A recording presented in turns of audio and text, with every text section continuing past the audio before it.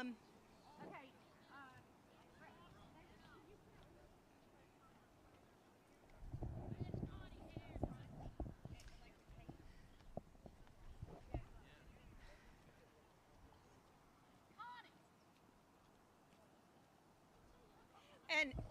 just a few housekeeping things as we get started because it's very hot out here.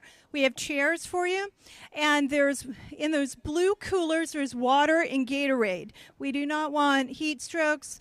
You're a paramedic. We don't want to have to use you today. So let's just make sure if you're hot, if you need some. If you need any water or Gatorade, it's over there. I just want to make sure we've got refreshments. And then we're going to be getting started. I know the live stream's rolling. We'll be getting started in just a second in the 95-degree heat. All right. So to the Only Citizens Vote bus tour in Baton Rouge, Louisiana. We have been going around the entire country. We began in Garden Grove, California, which is in Southern California, last Monday. And we finished in Corpus Christi on Saturday, re-beginning here today. And we'll hit all the way through the South and end in North Carolina on Friday. Then the bus moves and we fly to Wisconsin, and then from Wisconsin, we'll be going from Wisconsin on to Washington, D.C., ending in Washington, D.C. on September the 10th with a rally in Washington, D.C. And so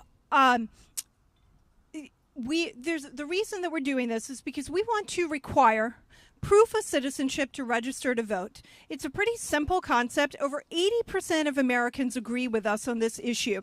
And now it is illegal to vote if you are not a U.S. citizen. You have to be a U.S. citizen to vote in federal elections. However, when you go to fill out the registration form to register to vote, you do that in driver's license offices. Most people register to vote in the driver's license office, and in that office they have to comply with the National Voter Registration Act, which we know commonly as the motor voter law. That law has a simple checkbox, or that prove that you're a United States citizen. Proceeds to require proof of citizenship. This issue, probably like issues. First, in some states, in municipalities, they allow non-citizens to vote in their elections. So those non-citizens are registering and getting on the voter rolls. They're not supposed to vote in federal elections, but they are on the voter rolls. That's number one. Number two, lowest level race, like their school board or whatever their lowest race is, state legislatures and governor and lieutenant governor, all of that you have to show proof of citizenship. Then they got sued. And the Supreme Court came in and said, well, you can require proof of citizenship for your state and local elections, but you cannot require for those who have filled out the motor voter form. So if they have not given proof of citizenship, then they still get a ballot, but that ballot has president, U.S. Senate, and congressman on it. So they have two different ballots. It must be a mistake. Explaining this to me wrong.